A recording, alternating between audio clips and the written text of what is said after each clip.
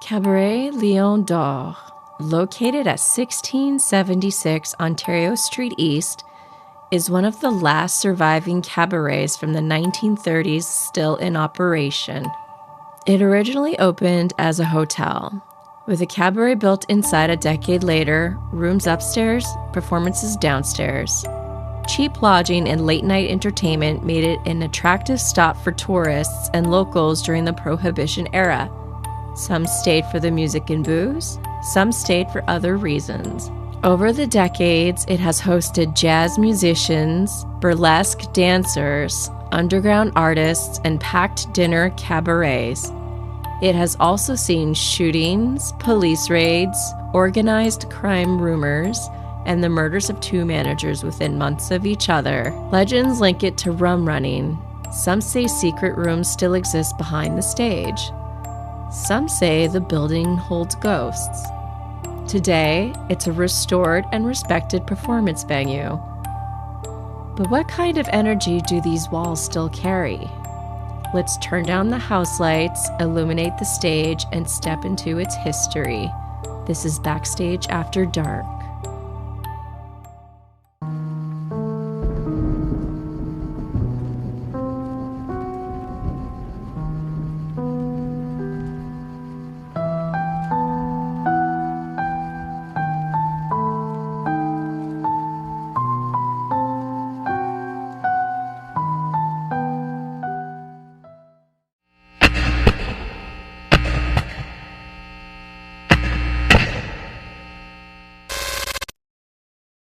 In the 1920s, female entrepreneur Lita Duhamel purchased the old Tapie Hotel complex.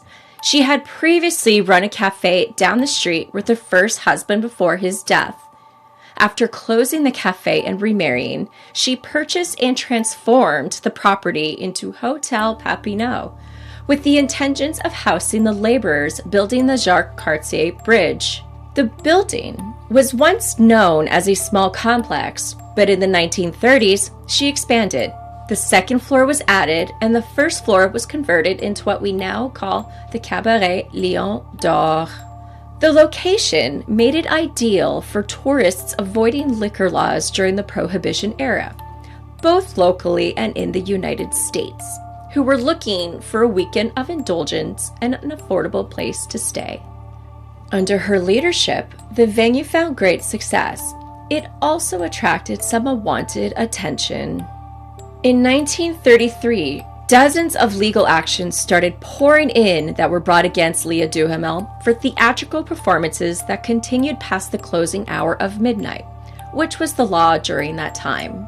Duhamel later became president of the women's section of a restaurant and hospitality association, earning a reputation as a respected female figure within the trade, even though she had the tendency to stretch closing time. By the mid-1930s, her name vanishes from the newspapers. Whether she married and changed her name or stepped down from being a well-respected female entrepreneur remains unclear to me. The venue's reputation for trouble really began once ownership changed. One of the reports talk about an incident involving an employee named Aurel Rioux, who twice removed an inebriated customer named Ovia Robert. The second time, Robert was found unconscious on the sidewalk. He was brought to the hospital and later died from his injuries.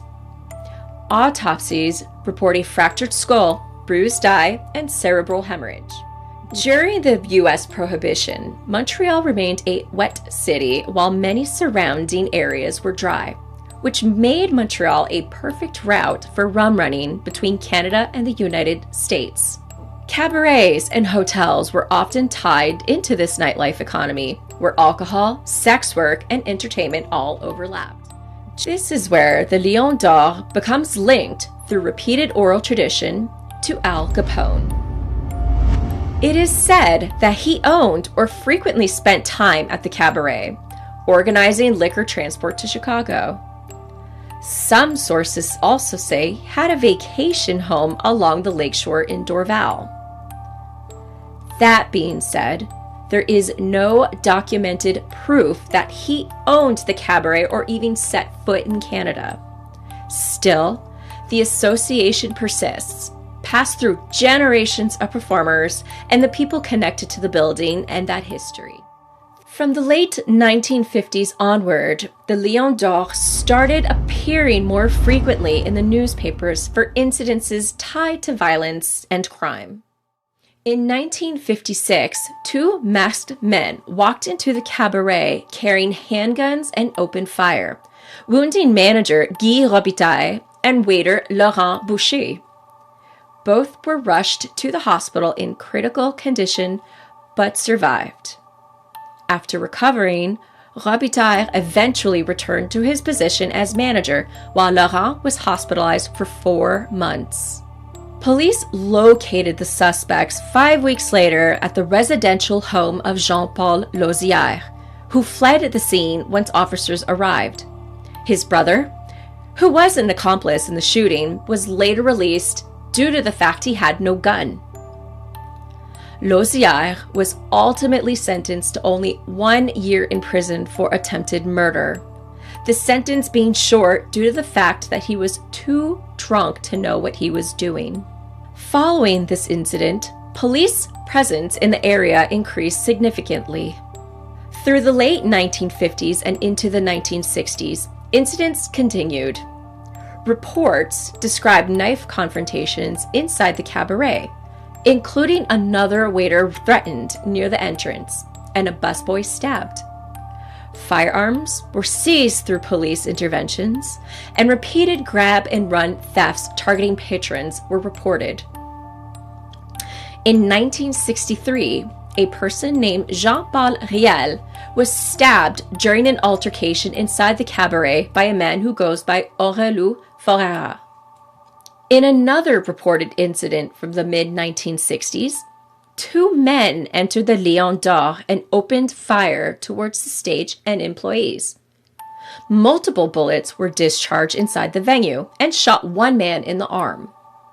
Before fleeing, they shot up a car in front that had Monique Beauchamp and Monsieur Jacques Riel, son of the owner, inside. A Molotov cocktail was discovered behind the building but was never used. During this time frame, the venue began advertising its hotel rooms as tourist rooms for $5 a night, a common euphemism at the time for short-stay accommodations connected to nightlife and sex work. Reports suggest that sex workers would solicit guests in the bar area with funny tobacco and bring them to the upstairs rooms. Some accounts state that framed menus listing sexual services in period language remained visible in the building until relatively recently. In the early 1970s, things escalated again during a period when organized crime violence in Montreal's bar and cabaret scenes was particularly intense.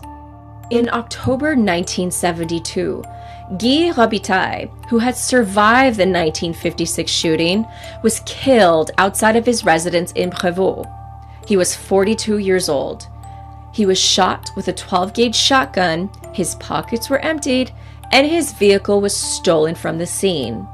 His murder remains a cold case to this day.